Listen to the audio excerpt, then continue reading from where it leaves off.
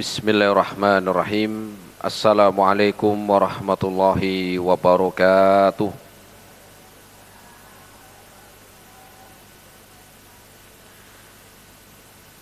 Alhamdulillahil wahidul qahhar, al-alimul ghaffar, yakhluqu man yasha'u wa yakhtar. Ashhadu an la ilaha illallah wahdahu la syarikalah, wa ashhadu anna Muhammadan abduhu wa rasuluh.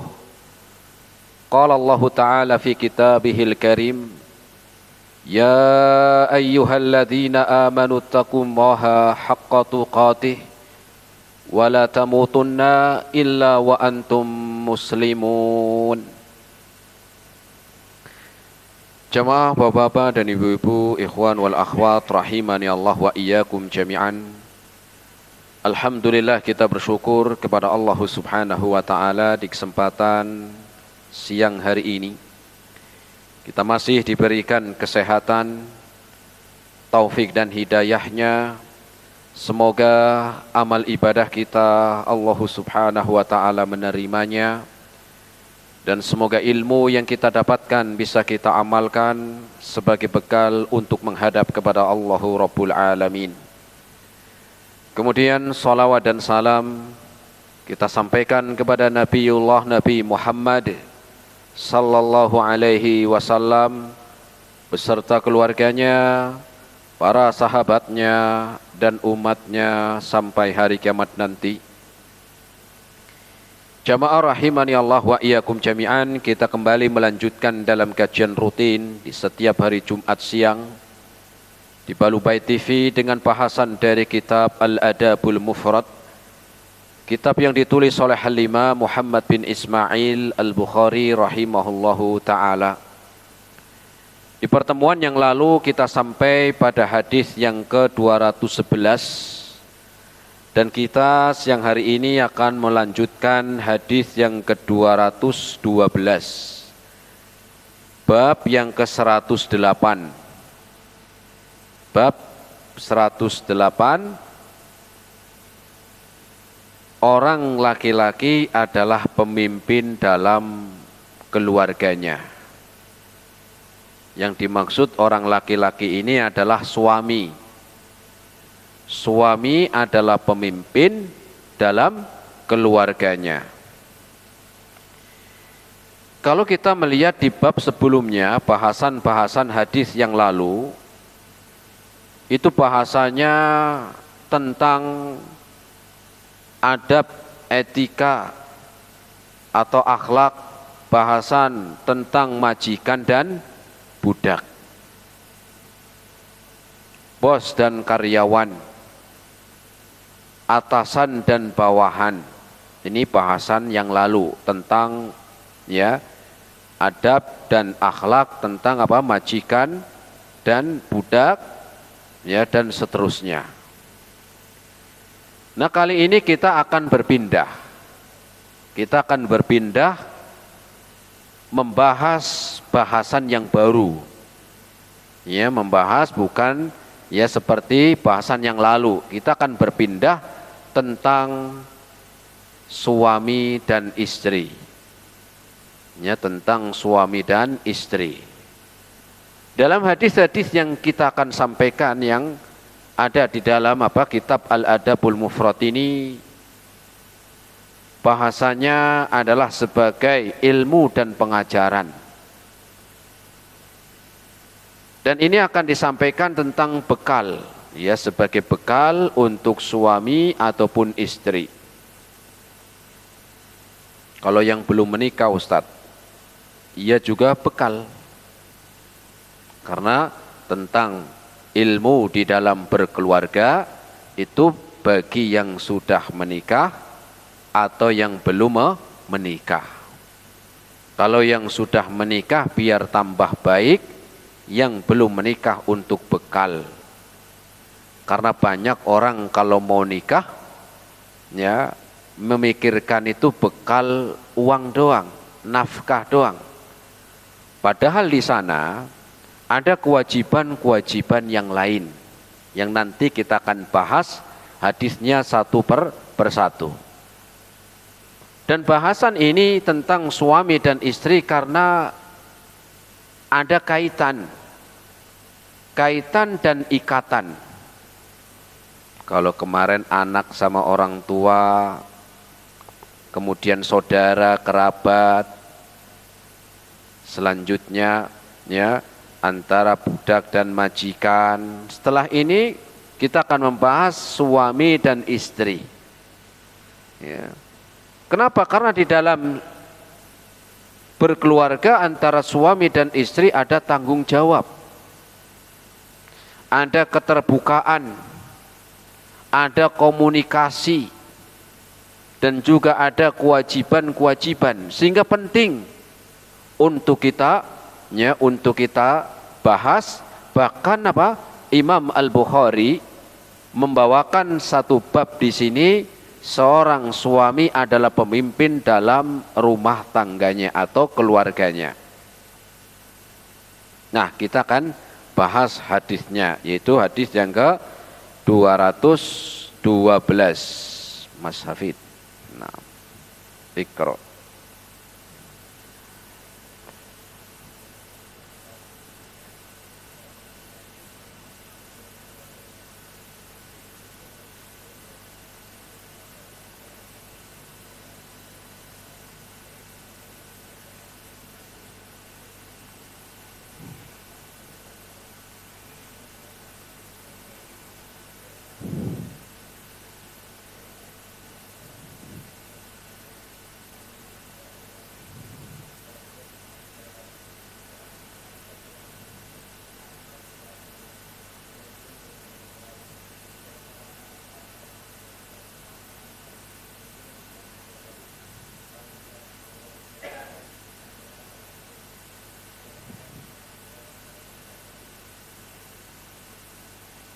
Ya.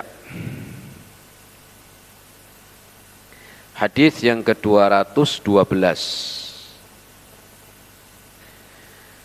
An Ibnu Umar radhiyallahu taala anhu, dari sahabat yang bernama Ibnu Umar. Masih ada yang ingat nama aslinya? Abdullah bin Umar. Beliau mengatakan qala Nabi sallallahu alaihi wasallam, Rasul sallallahu alaihi wasallam bersabda, kullukum ra'in, setiap kalian adalah pimpinan, seorang pemimpin. Loh, saya bukan seorang pemimpin kok Ustaz. Ya, pemimpin di mana dulu? Rasul menyebutkan setiap kalian pemimpin. Wa kullukum mas'ulun an ra'iyatihi, dan setiap kalian akan bertanggung jawab dengan apa yang dipimpin. Setiap kalian akan bertanggung jawab dengan apa yang dipimpin. Fal amiru ra'in wa huwa mas'ulun. Seorang pemimpin, ini yang kemarin kita bahas, pemimpin publik,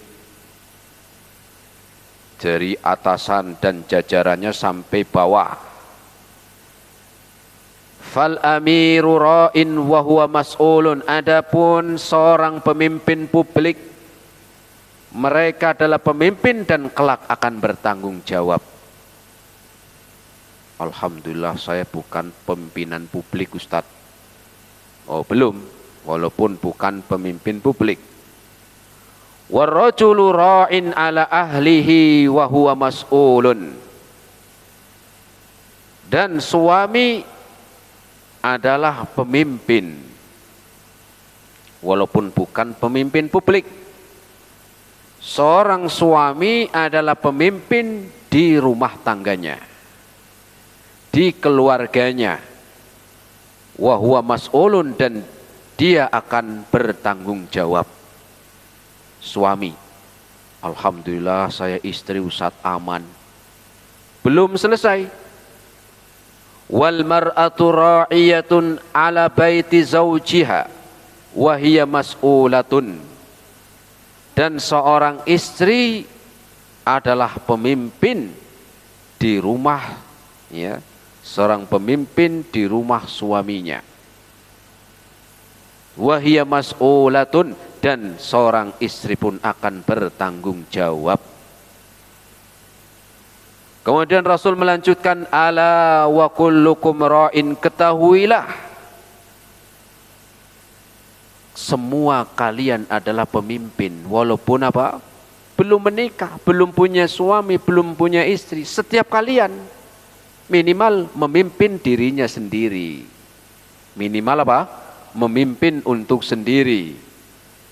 Wa kullukum mas'ulun an ra'iyatihi, dan setiap kalian akan bertanggung jawab dengan apa yang kalian pimpin.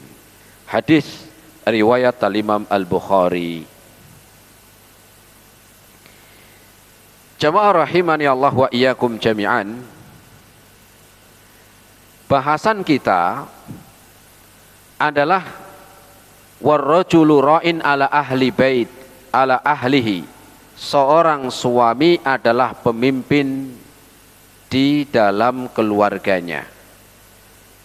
Karena membawahi siapa? Membawahi keluarga, membawahi istrinya.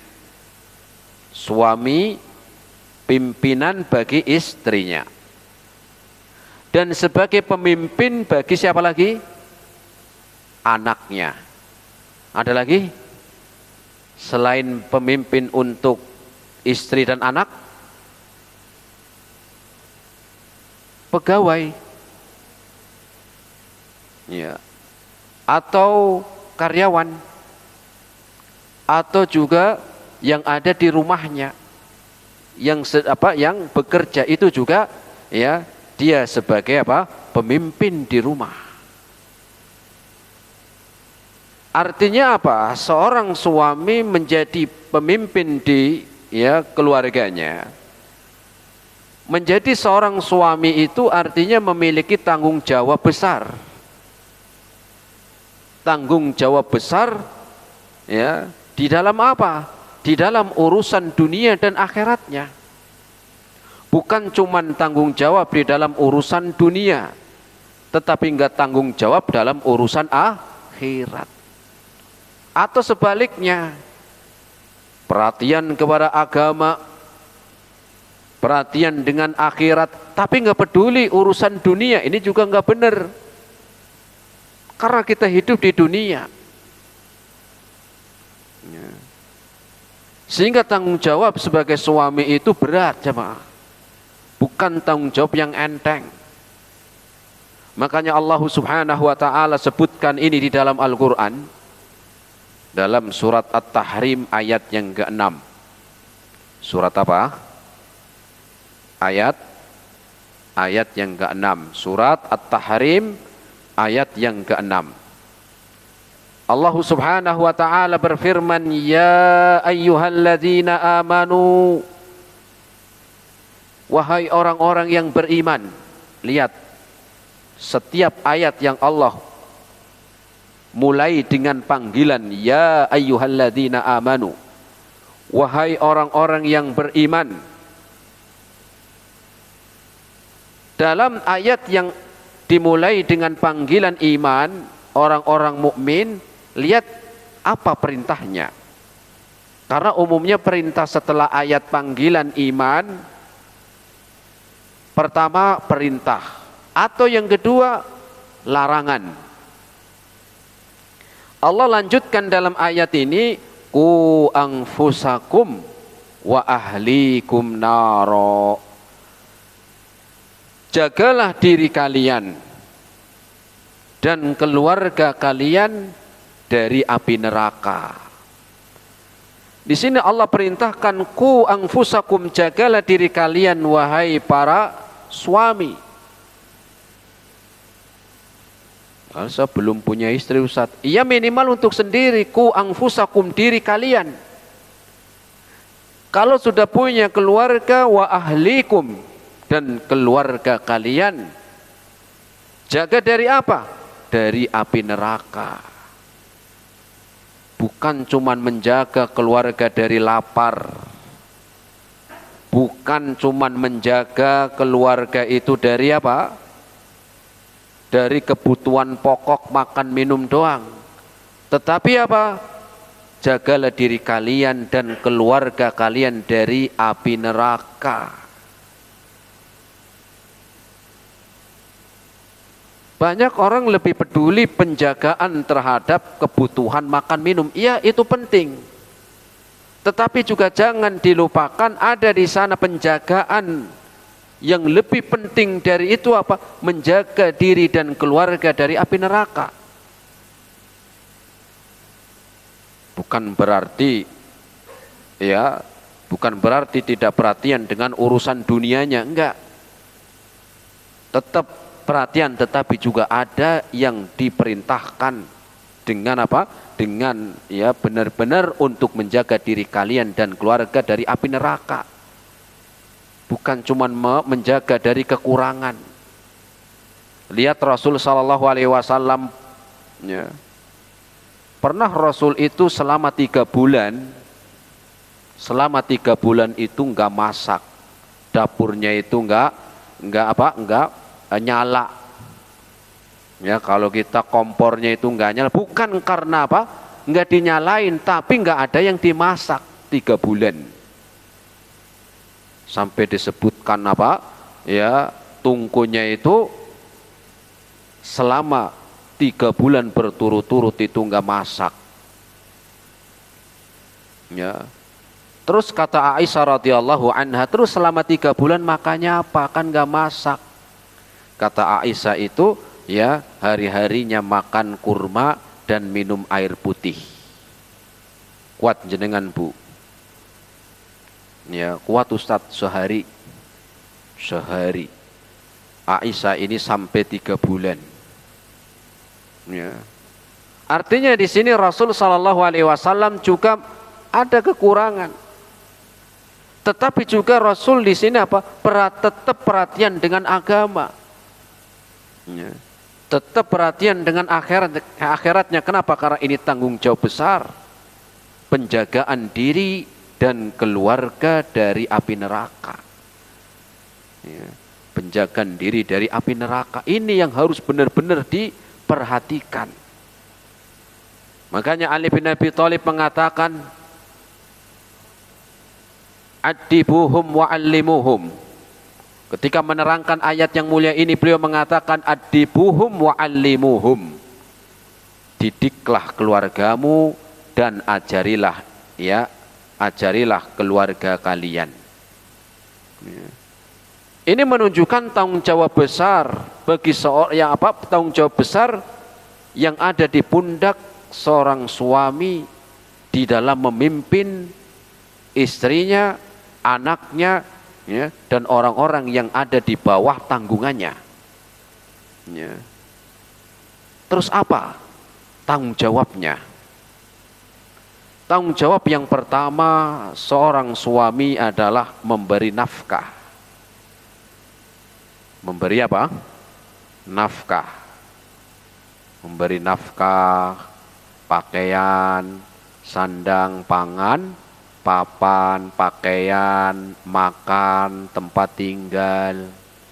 Ini tanggung jawab yang pertama. Ya.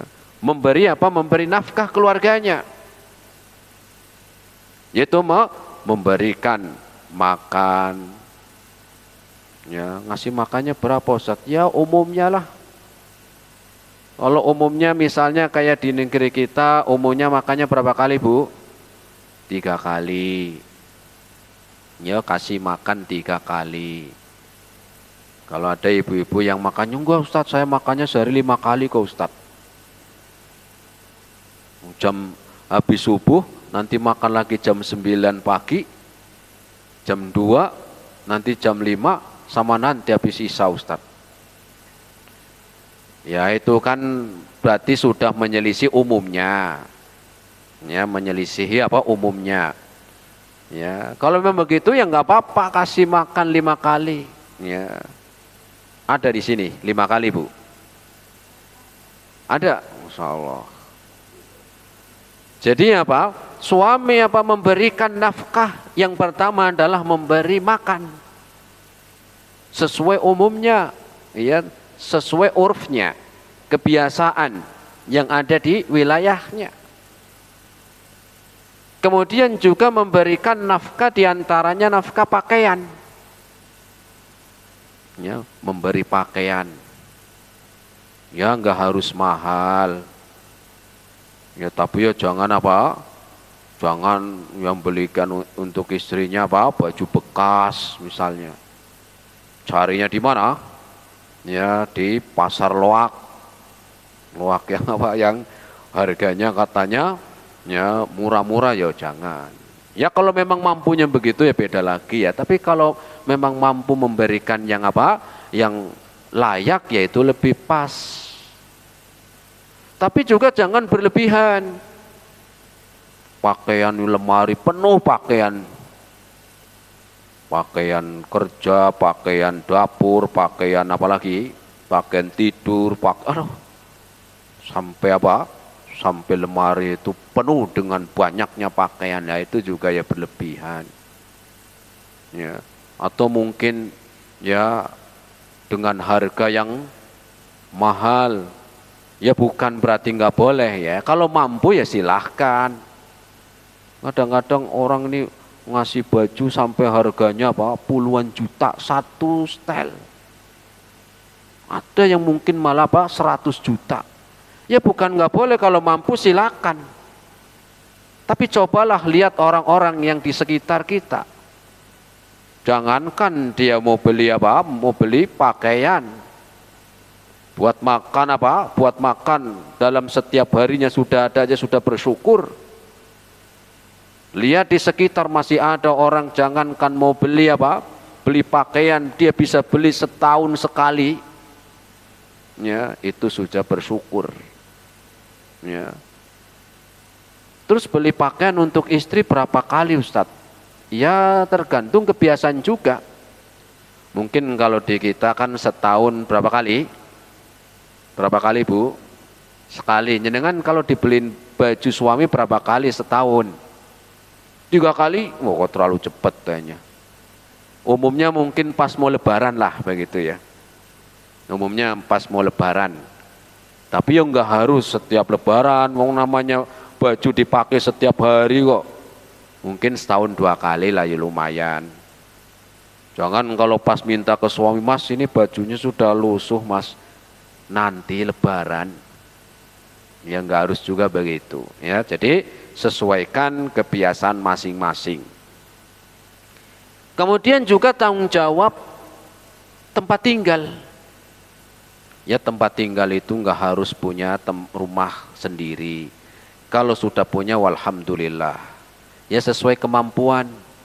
Kalau memang baru mampunya ngontrak, ya kontrak nggak apa-apa daripada ngikut ngikut saudara atau ngikut orang lain atau ngikut orang tua. Ya, namanya sudah berumah tangga itu kalau bisa misah. Ya, kalau bisa misah. Ya mungkin kalau ada orang tua sudah sudah tua, udah berat, nggak mau ditinggal, ya mungkin beda lagi ya. Cuman kadang ada suami-suami yang model memang pengennya tinggalnya di pondok mertua indah. Bukan di perumahan ya itu, tapi pondok mertua indah atau orang tua.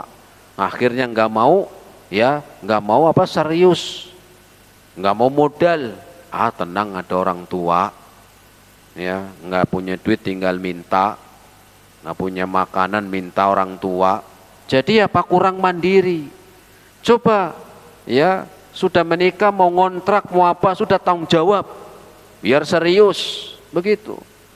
Dan ini adalah tanggung jawab pertama seorang pemimpin, yaitu suami untuk istri dan anaknya. Dan jangan dikira di dalam seorang suami bekerja untuk menafkahi anak dan istrinya itu sesuatu yang remeh, enggak. Rasul SAW mengatakan suami yang menafkahi keluarganya, anak dan istrinya, itu pahalanya lebih besar dari harta yang digunakan untuk jihad. Harta suami yang dia gunakan untuk memenuhi kebutuhan keluarganya itu lebih besar daripada dia membebaskan budak. Dan harta suami yang dia gunakan untuk menafkahi anak dan istrinya, maka pahalanya lebih besar dari memberi makan orang miskin. Kenapa? Karena ini ada ikatan. Ada ikatan. Jangan kebalik, keluar bisa dermawan banget, tapi ke istrinya apa? Pelitnya, naudzubillahi min dzalik. Istrinya minta, mas saya pengen makan sate kambing mas. Lah kan baru kemarin pas Idul Kurban. Nanti kalau apa Idul Kurban lagi, ya setahun sekali.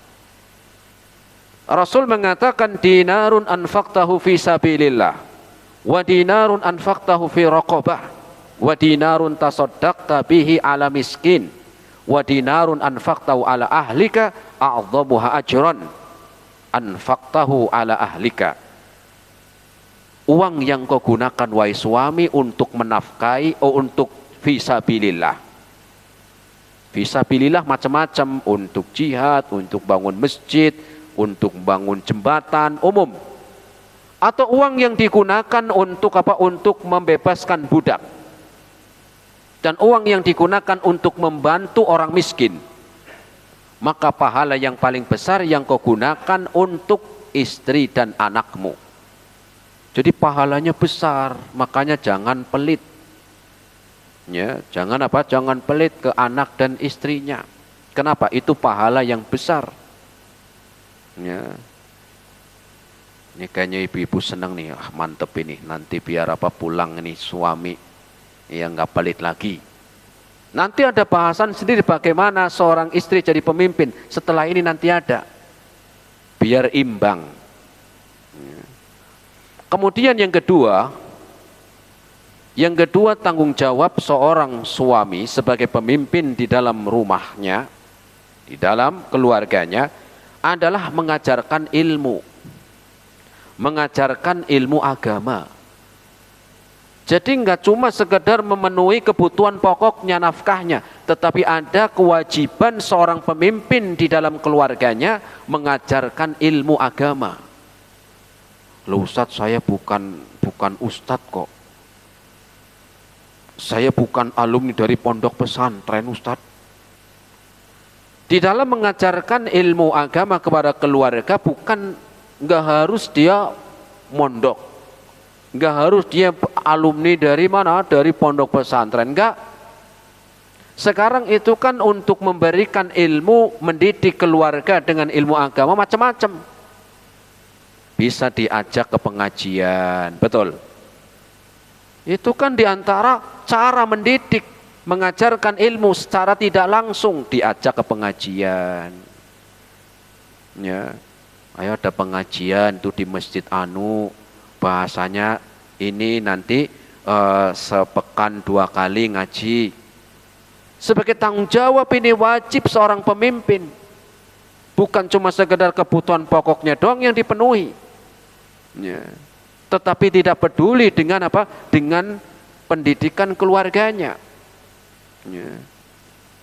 Bagaimana dia perhatian dengan keluarganya, istrinya, anaknya, seperti apa ibadahnya, bagaimana akhlaknya, sudah bisa baca Quran belum, sudah memakai hijab yang benar belum.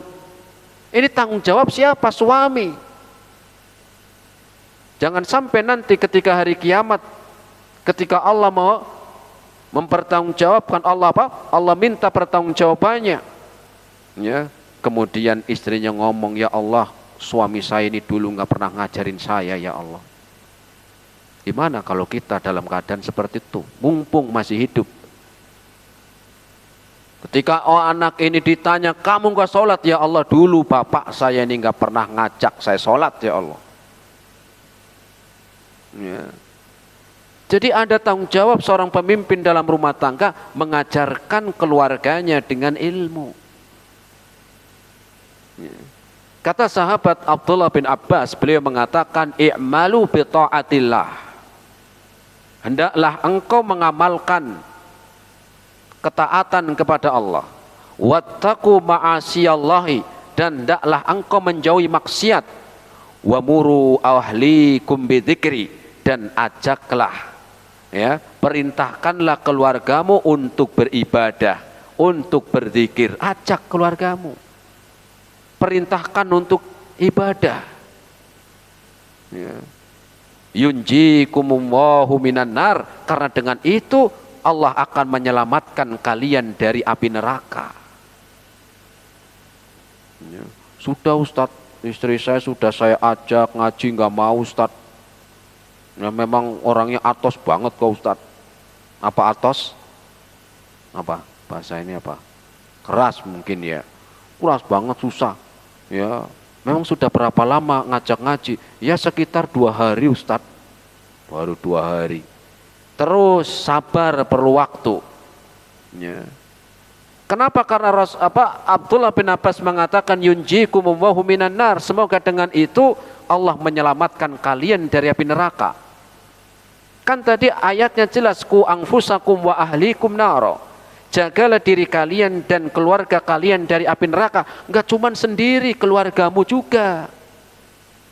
Ah, yang penting saya sholatnya udah bener Ustadz, nggak peduli anak istri, jangan.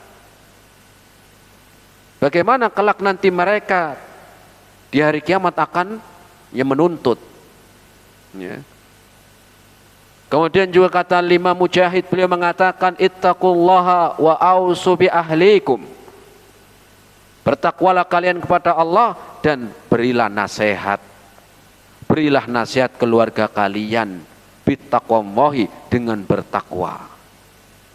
Selama ini kita lebih perhatian dengan dunianya atau akhiratnya? Rata-rata ya lebih perhatian dengan dunianya, tapi nggak peduli dengan urusan akhiratnya. Padahal ini dua-duanya kewajiban. Tapi seringkali ya lebih peduli dengan apa? Dengan urusan dunia. Dia pikirkan benar-benar karena belum punya rumah. Mikirin benar-benar rumah sampai apa? Punya rumah. Dia pikirkan anaknya biar benar-benar korbankan sampai sekolahnya sampai tinggi. Dia perjuangkan benar biar punya usaha untuk anaknya. Dia perjuangkan benar biar istrinya punya apa? Punya usaha. Tetapi tidak ada peduli dengan agamanya. Sehingga apa? Ya, sehingga ini pun akan menjadi keburukan kelak pada hari kiamat. Wa qala al-Imam Ad-Dhahhak, haqqun 'alal muslim ay ya'lama ahlah, ay yu'allima ahlah. Kewajiban seorang suami sebagai pemimpin di dalam keluarganya untuk mengajarkan keluarganya, mengajarkan anak dan istrinya. Bahkan juga kalau di situ ada pembantu, ajarkan. Kalau belum bisa mengajarkan, ajak untuk bisa mendatangkan atau bisa mendatangi apa? Ya, ilmu. Wa min qurabatihi wa imaihi wa abidihi, dan keluarga, anak dan istrinya, pembantunya, pegawainya, ma faradallahu alaihim, agar mereka mendapatkan ilmu apa? Mendapatkan ilmu yang Allah wajibkan. Apa yang Allah wajibkan dia tahu. Wa manahahumullahu anhu, dan mendapatkan ilmu apa saja yang dilarang, apa saja yang dibolehkan, apa itu iman, apa itu kufur, apa itu taat, apa itu maksiat, apa itu sunnah dan apa itu bid'ah. Diajarkan ilmu, ya. Kemudian yang ketiga, tanggung jawab yang ketiga seorang suami sebagai pemimpin menjadi teladan dalam mengajak kebaikan. Menjadi apa?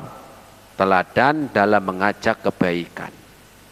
Jadi ada kewajiban seorang pemimpin di dalam keluarga, yaitu suami, untuk menjadi teladan. Teladan dalam apa? Mengajak kebaikan. Makanya ayatnya jelas, ku anfusakum, jagalah diri kalian dulu sebelum keluarga. Artinya apa? Anfusakum engkau dulu sebagai teladan. Ya, sebagai apa? Sebagai teladan. Jangan cuman nyuruh anaknya sholat, tapi sendirinya nonton sinetron, nggak sholat. Akhirnya anaknya di masjid buat gaduh, ya lari sana lari sini, ya. Ya memang anak-anak nggak dilarang, tapi orang tuanya kemana? Jangan sampai nanti ada jamaah yang terganggu sholatnya, merasa terganggu, di hari kiamat akan menuntut, ya Allah, orang ini dulu punya anak nggak dijaga, nggak diurus, di masjid ganggu orang sholat, termasuk saya yang terganggu. Bukan ngelarang anak sholat, nggak apa-apa, anak itu sholat bagus. Tetapi juga perlu diperhatikan. Namanya di masjid ada adab dan etika. Kemudian yang berhak yang pertama sebelum pengurus masjid yang mengatur orang tuanya kemana. Kalau nggak punya orang tua ya mungkin lah, mungkin masih wajar. Kadang orang tuanya ada. Dan kalaupun ada kadang kurang perhatian juga. Jadi yang namanya anak-anak dia belum dewasa, nggak paham. Teriak sini, teriak sana lari sini, ganggu orang sholat. Jangan sampai urusan anak yang seperti orang tua, seorang bapak yang akan bertanggung jawab. Ya. Karena di masjid ada adab dan etika. Kalau ada orang tuanya kan mending bareng berangkat, digandeng, sholat sebelahnya, diingetin, "Lek, jangan rame. Ini di masjid. Kalau mau rame, mau lari-lari, mau jungkir balik nanti. Ya jangan sekarang." Kadang-kadang enggak. Ini anak rame, semua ya terganggu. Sekali lagi ini bukan saya melarang anak kecil sholat, enggak. Tetapi perlunya masjid ini ada adab dan etika. Yang keduanya, jangan sampai ada orang yang terganggu karena anak-anak ini yang rame. Dan yang ketiga, kemana orang tuanya? Jadi seorang bapak bagi anak-anaknya, seorang suami bagi istrinya adalah teladan. Sebagai orang yang diteladani. Jangan menjadi teladan yang buruk. Ya, menjadi teladan yang buruk. Anak-anak itu nggak butuh banyak ngomong, tetapi butuh banyak ngelihat, banyak contoh. Entah itu juga sama, istri juga demikian. Ya, istri nggak butuh banyak dalil, nggak butuh banyak ayatnya mana mas, tetapi ya mereka melihat dari contohnya bagaimana. Makanya Rasul Shallallahu Alaihi Wasallam memberikan contoh. Rahimallahum rajulan, Allah memberi rahmat seorang suami qoma minal laili, yang dia sholat malam. Sholat malam ini contoh diantara memberikan teladan. Fasalla wa aiqadha imra'atahu fasollat. Setelah dia sholat malam, dia membangunkan istrinya. Ya, dibangunkan istrinya. Loh, boro-boro membangunin Ustadz. Suami saya itu jarang sholat malam Ustadz. Paling kalau Ramadan, ya malam bangun tapi bukan sholat Ustadz. Ya kalau memang suaminya enggak, ya sebagai istri kan enggak apa-apa sholat malam. Enggak harus nungguin suami. Setelah sholat wa aiqadha imra'atahu, kemudian istrinya dibangunkan. Fasolat, ya, agar dia mau sholat. Fa in abad nadha fi wajhihal ma'a.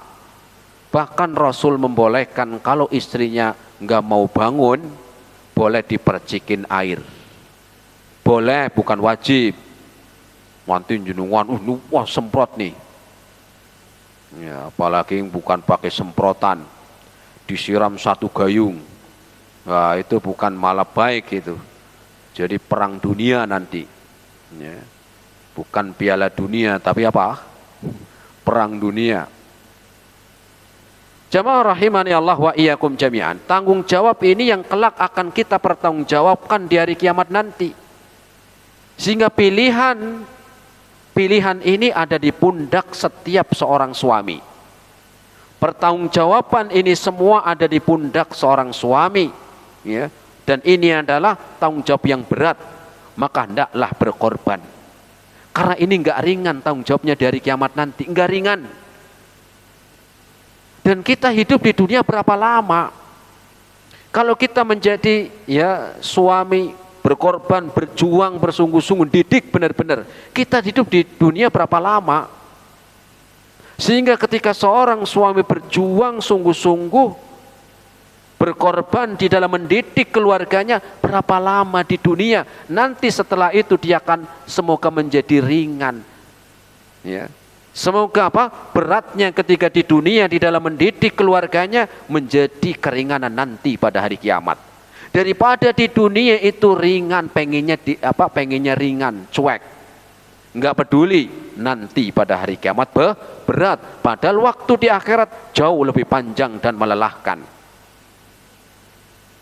Maka orang yang cerdas, dia akan mengambil tanggung jawab yang besar ini dengan penuh pengorbanan di dalam mendidik keluarganya untuk waktu yang sebentar. Berapa lama setelah menikah itu? Ya, ada yang 30 tahun, 40 tahun meninggal, selesai. Tetapi setelah mati, berapa lama? Berapa lama, Bu? Ya, nggak tahu, panjang. Maka yang puluhan tahun ini gunakan dengan sebaik-baiknya. Ringan di waktu sekarang karena cuek, nggak peduli, akan menjadi berat nanti pada hari kiamat tanggung jawabnya. Sebaliknya orang yang hari ini berat, serius tanggung jawab, semoga menjadi ringan nanti pada hari kiamat. 6. Ini hadis yang ke-212. Kita lanjut hadis yang ke-213, dan ini ya hadis terakhir di bab yang ke-108 tentang seorang suami adalah pemimpin. Sebelum kita lanjutkan, apa tadi yang pertama? Kewajiban seorang suami memberi nafkah. Yang kedua, memberi ya nafkah itu sama maksudnya masuk itu, ya. Yang kedua mengajarkan ilmu, dan yang ketiga memberi contoh dan teladan. Naam, kita lanjut hadis yang ke-213.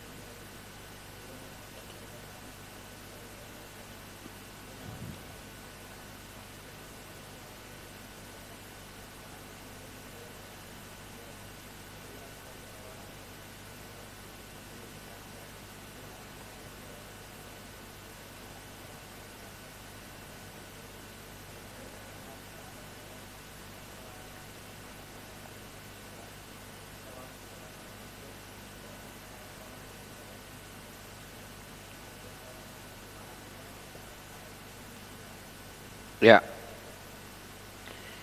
Hadis yang ke-213 masih bab yang sama, seorang suami adalah pemimpin dalam keluarganya.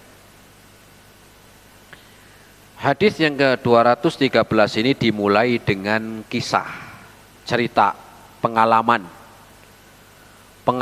salah seorang sahabat. Kisahnya salah seorang sahabat. Siapa yang menceritakan? An Abi Sulaiman Malik ibni Huwairith. Yang cerita adalah Malik ibnu Huwairith. Apa ceritanya? Kita lihat. Qala ataina Nabiyya sallallahu alaihi wasallam wa nahnu syababatun mutaqaribun. Kami dulu pernah mendatangi Rasul sallallahu alaihi wasallam, dan kami itu berjumlah ya berjumlah beberapa orang. Jadi enggak sendiri. Nahnu, kami, beberapa orang. Dan usia kami waktu itu syababatun, masih muda-muda semuanya. Yang seumuran, mutaqaribun, seumuran, selevel, umurnya sama. Dalam riwayat yang lain, orang-orang ini datang dari negeri Yaman. Tapi mengatakan dari negeri Yaman, mereka datang ke Madinah. Mereka datang ke Madinah. Untuk apa? Fa'aqamna indahu isyrina lailatan. Kami pun nginep ya di Masjid Nabawi isyrina lailah, selama 20 malam. Selama 20 malam nginep di masjid karena pengen menuntut ilmu. Ya, karena pengen menuntut ilmu. Ya. Ini cikal bakal dari pondok pesantren begitu. Mereka datang dari jauh atau yang dekat nginep. Rasul kan di sebelah masjid. Mereka nginep selama 20 malam. Mereka ingin belajar langsung kepada Rasul. Cikal bakal ini yang nanti menjadi apa? Ya, orang sekarang dengan apa? Dengan pondok pesantren, nginep, tinggal di pondok.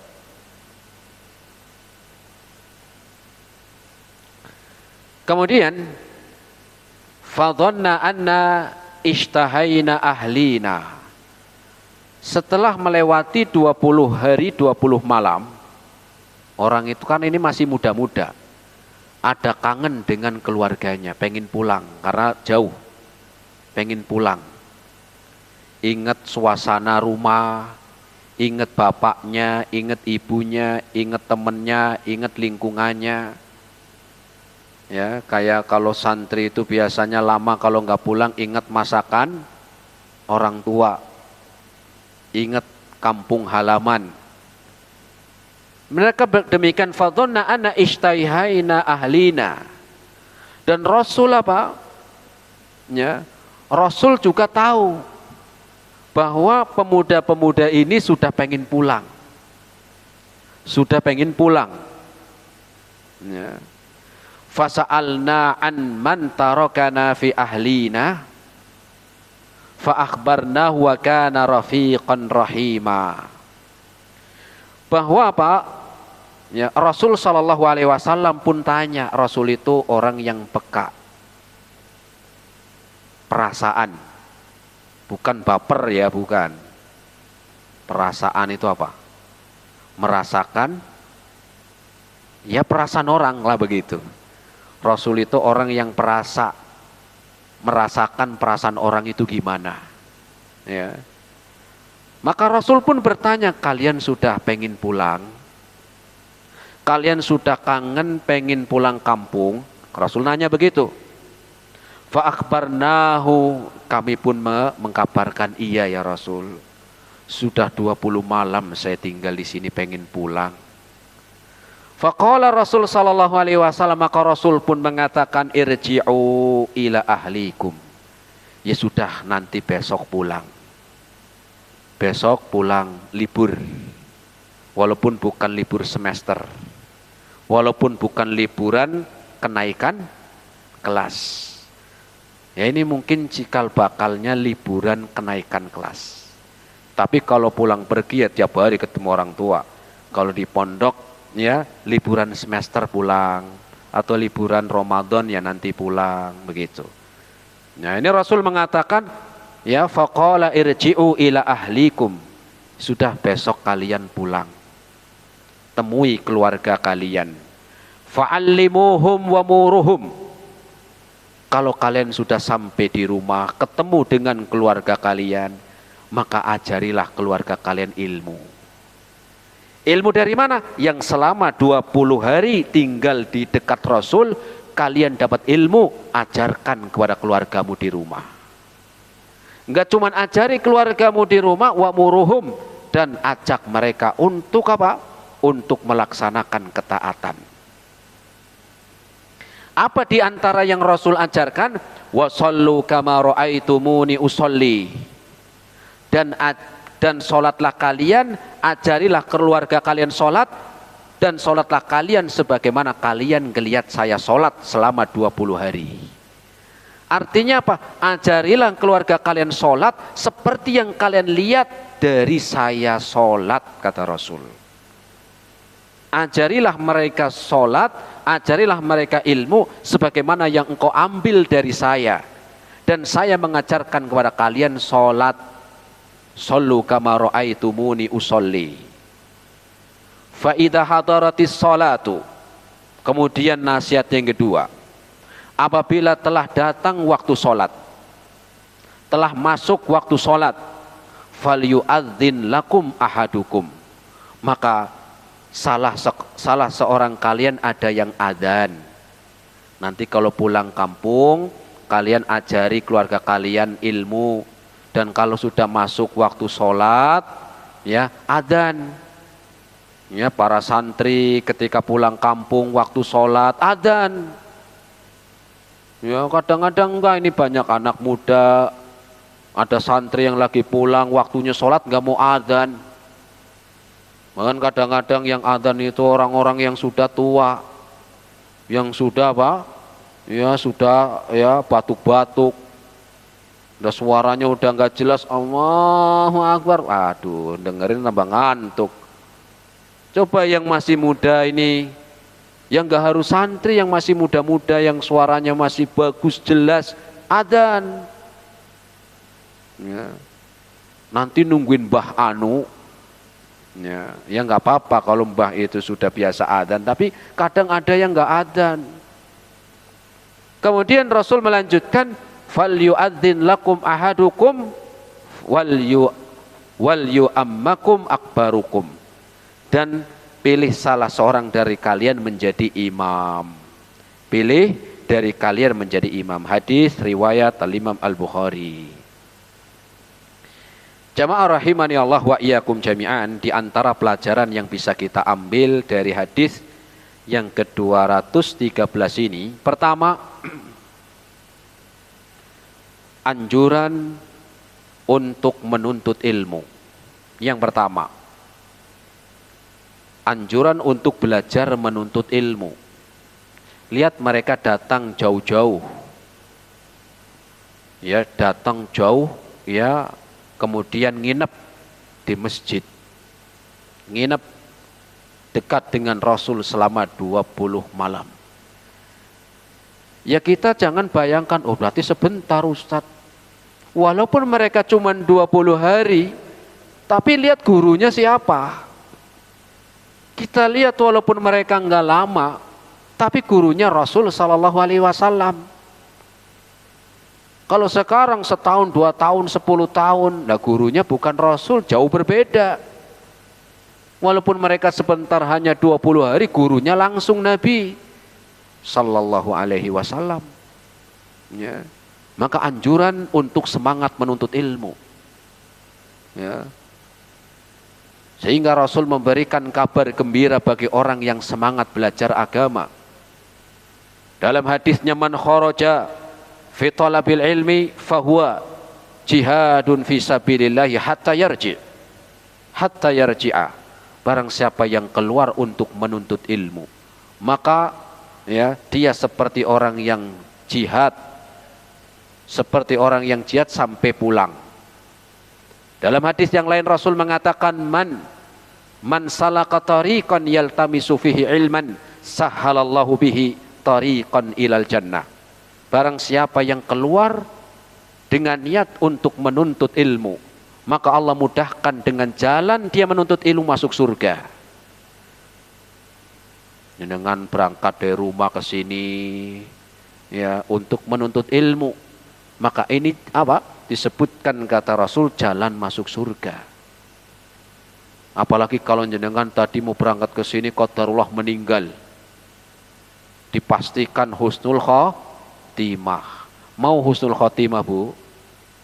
Mau sekarang? Husnul khotimahnya mau, tapi kalau meninggalnya janganlah.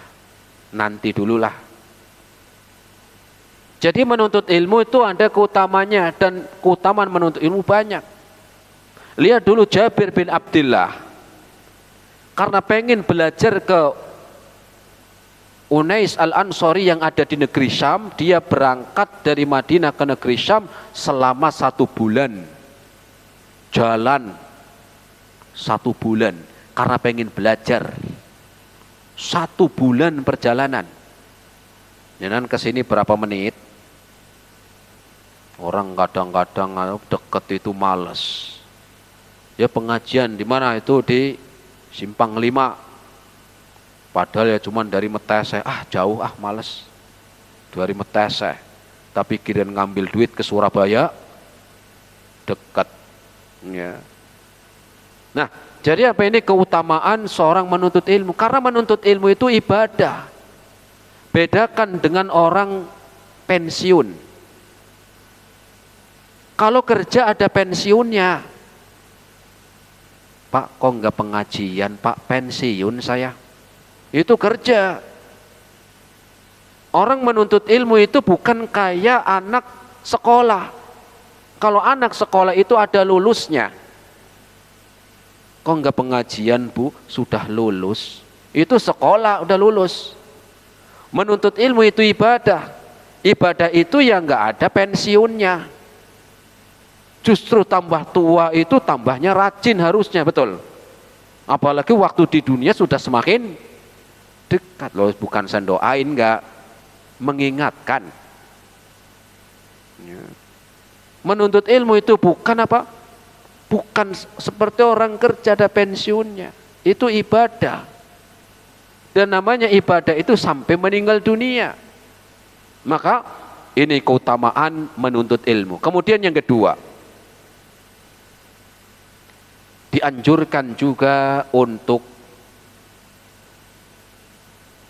nginep. Ya, ini ada nginepnya 20 malam. Ya enggak harus nginep, sesuai ya, mungkin kalau sekarang pondok. Dan lebih apa? Lebih utama, bukan utama tetapi belajar mondok. Dia nginep di pondok, tentunya di sana banyak keutamaannya.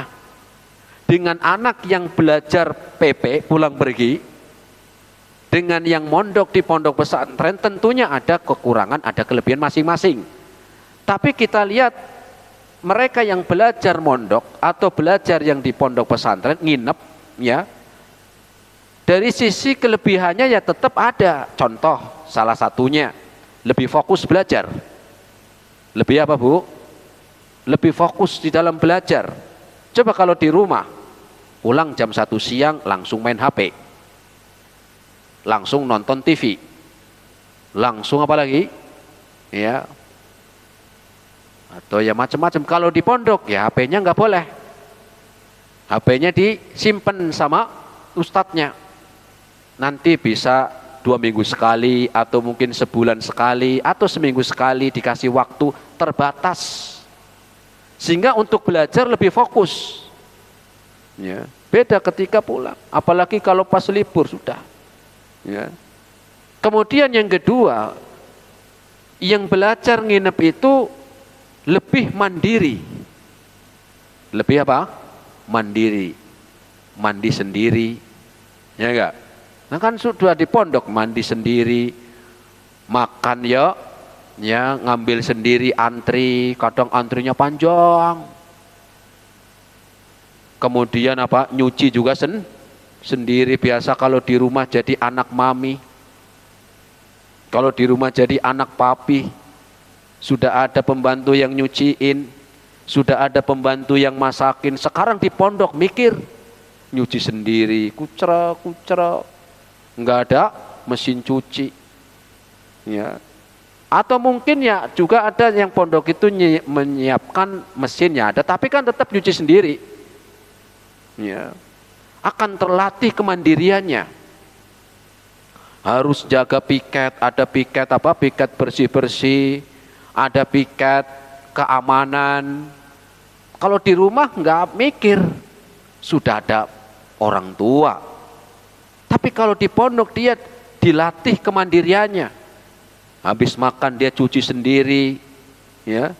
Kalau nggak dicuci nanti kena hukuman. Nah, kalau di rumah mungkin habis makan dilempar piringnya, set. Di pondok nggak bisa. Nah, piringnya siapa nih? Apalagi ada namanya di situ. Kamu nih makan nggak dicuci. Ya, diingatkan. Ya. Kemudian yang ketiganya, belajar menginap mondok itu diantaranya ada keutamaan yang lain. Apa diantara keutamanya? Membangun mental. Membangun apa? Mental. Mau laki-laki mau perempuan yang dipondokkan apa? Dia akan terbangun mentalnya. Kenapa? Karena di pondok itu dibiasakan hidup sesuai aturan. Ada aturan. Ya. Jam sekian harus bangun, 3:30 harus sudah bangun. Setengah jam sebelum adzan subuh sudah ada yang bangunin. Ya. Sudah ada yang bangunin. Kemudian juga masuk kamar mandi, kamar mandinya antri lagi. Ya. Kenapa? Karena memang bukan di rumah sendiri. Kalau di rumah sendiri bangun langsung masuk kamar mandi, selesai. Tapi kalau di pondok dibangunin mau masuk kamar mandi, ngantri dulu, sabar. Belum lagi nanti ya aturan-aturan, dilatih kesabarannya di dalam bergaul, di dalam bermuamalah. Temannya bukan dari satu suku, ada yang dari suku sini, ya, dari berbagai pulau, dari berbagai suku ngumpul. Itu kan perlu kesabaran. Mungkin bagi kayak kita di Jawa mungkin ya bisalah dengan sopan. Tapi bagi orang-orang yang di luar itu kan beda apa karakter. Ya, ini orang kok galak banget. Bukan galak karena memang dia biasanya ngomongnya kencang. Sehingga di situ akan terbangun kesabaran. Kemudian hidup akan sesuai dengan aturan. Dan akan dilatih dengan apa? Dengan kebiasaan yang baik. Yang ini tidak ada di luar. Dari setiap menit, setiap jam itu sudah ada aturan. Jam sekian ngapain, jam sekian ngapain, dilatih, diingatkan, dilatih, diingatkan. Begitu untuk melatih mental. Maka para pemuda ini pun demikian, tinggal di masjid. Mereka mondok langsung dengan gurunya Rasul Sallallahu Alaihi Wasallam. Ya. Kemudian Rasul pun melihat mereka kayaknya sudah mulai gelisah, sudah kangen dengan keluarganya, dan Rasul tanya, apakah kalian sudah pengen pulang? Mereka menjawab, sudah ya Rasul, saya kangen dengan orang tua. Rasul punya perasaan, ya Rasul apa? Ya perasaan. Ini mengajarkan bahwa hendaklah kita itu jadi orang yang apa? Yang punya kepekaan, mudah merasakan perasaan orang lain. Kalau ini saja Rasul mengajarkan kepada orang lain, mereka yang datang dari jauh untuk menuntut ilmu, Rasul peka merasakan perasaan mereka.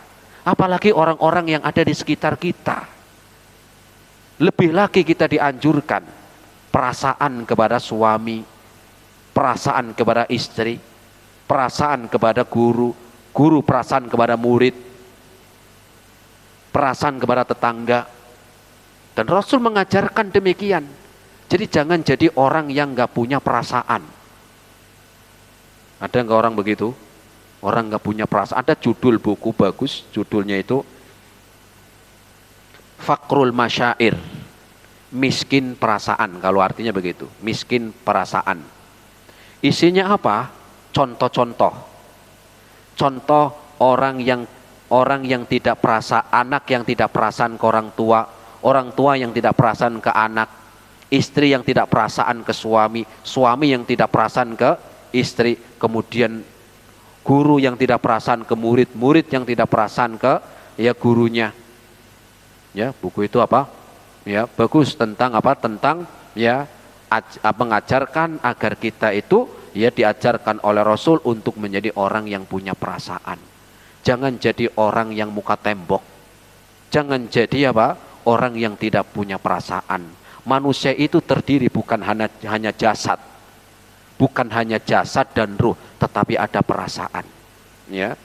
Tetapi ada perasaan. Makanya Rasul pernah mengatakan, bahkan dalam hadis yang pernah kita sampaikan di sini, Rasul pernah mengatakan, idza tabakhta maraqatan fa aksir ma'aha wa ta'aha jironaka. Rasul pernah mengatakan, kalau engkau masak masakan daging yang berkuah, maka tambah airnya, wa ta'aha jironaka, dan bagi tetangganya. Ini diantara ilmu yang bisa kita ambil apa? Rasul mengajarkan jadi orang jangan nggak punya perasaan. Masak, tetangga itu kan mencium bau masakannya. Fa'aksir ma'aha, tambah airnya. Bukan berarti ngasihnya cuman air, enggak ya. Dikasih ya masak apa? Masak daging cuman tetangga kasih airnya doang. Maaf bu, ini kok airnya doang. Sunnah Rasul. Bukan. Itu ukuran minimal. Ukuran minimal karena memang dagingnya dikit ya. Kalau banyak yang dikasih itu kan minimal. Ya syukur-syukur tambahin lagi, enggak cuman daging, mungkin kasih tahu, kasih tempe, begitu. Belum lagi antara suami dan istri. Ya. Jadi apa? Ya, bahasan tentang ya fakrul masyair. Demikian juga Rasul sebagai guru nih kepada para muridnya. Punya perasaan sehingga Rasul sebelum mereka ngomong, Rasul nanya dulu, kalian sudah kangen pengen pulang? Saya lihat kok begini. Iya ya Rasul, kami pengen pulang. Sudah kangen dengan kampung. Akhirnya karena sudah 20 hari, akhirnya Rasul apa? Ya, mengizinkan untuk kembali ke keluarga mereka. Nah, terus apa? Ya, disebutkan di antara pelajaran yang bisa kita ambil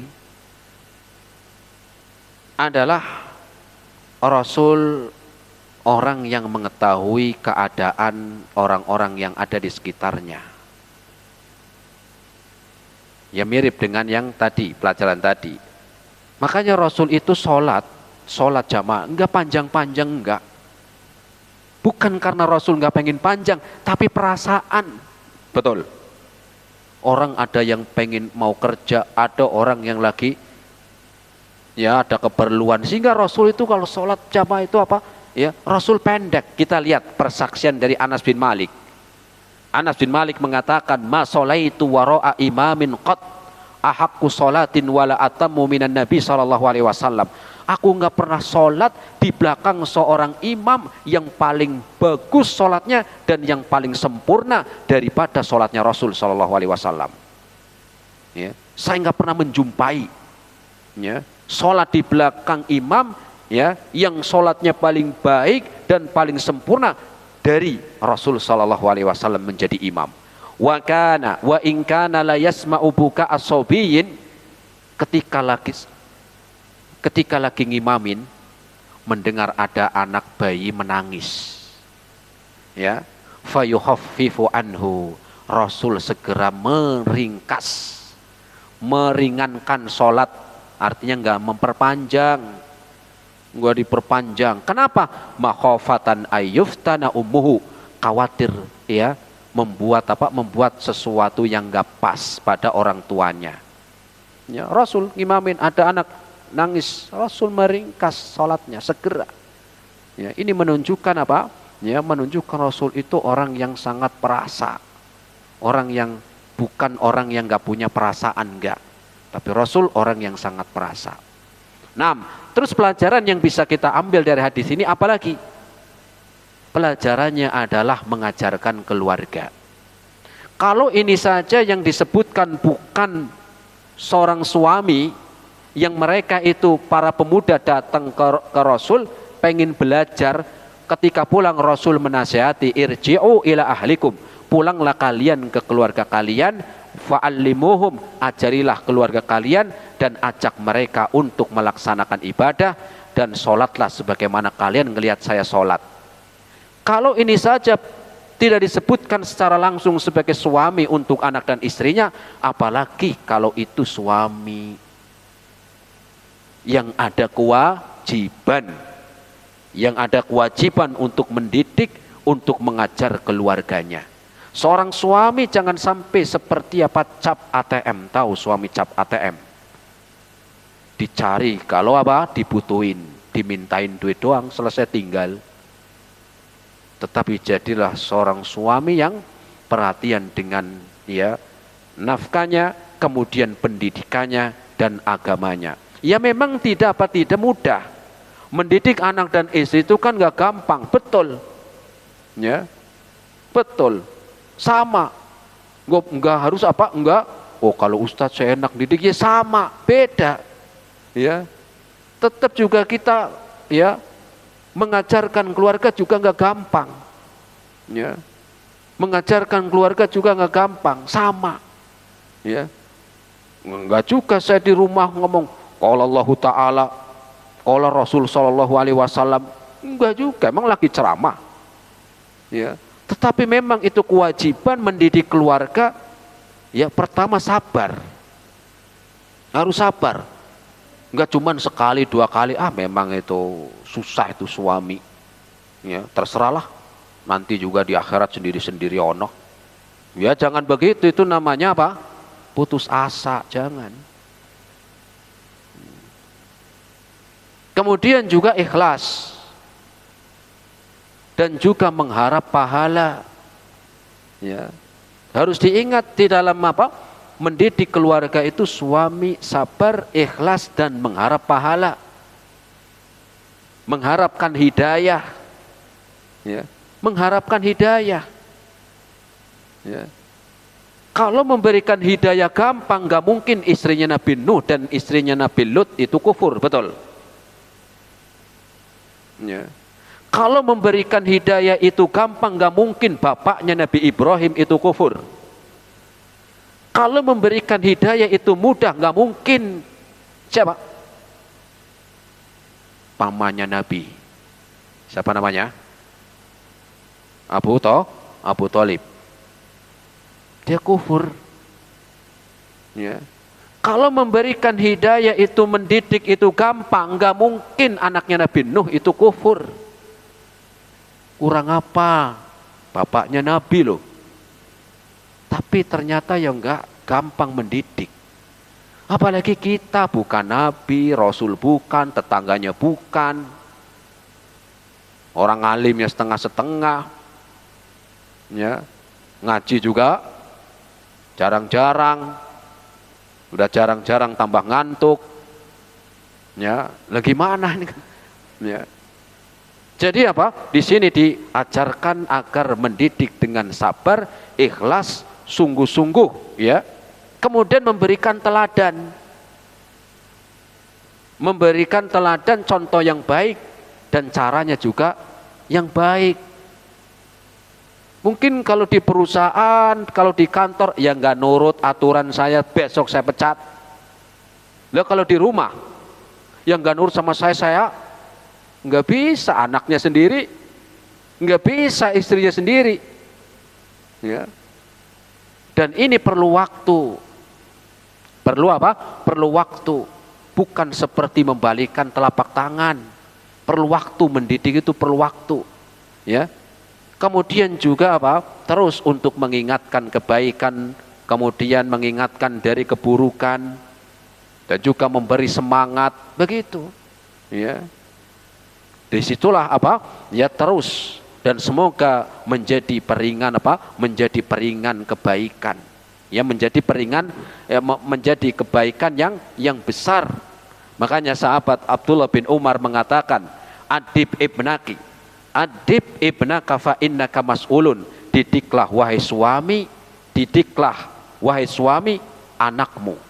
Ya didiklah wahai suami anakmu dengan pendidikan yang baik, fa innaka mas'ulun, karena engkau nanti pada hari kiamat akan bertanggung jawab. Mada adabta wa mada alamta, engkau akan ditanya apa yang sudah engkau didik untuk keluargamu, apa yang sudah engkau ajarkan kepada keluargamu. Innahu mas'ulun bibirrika wa tawaitaka laka, dan semua itu akan engkau bertanggungjawabkan. Bagaimana tanggung jawabmu sebagai seorang suami dan bagaimana anakmu baktinya kepada orang tuanya.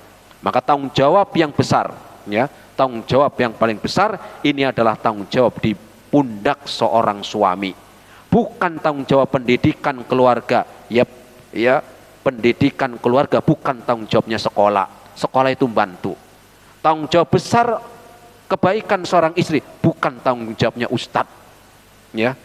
Ustadz itu menyampaikan selesai ya terserah, itu urusan masing-masing.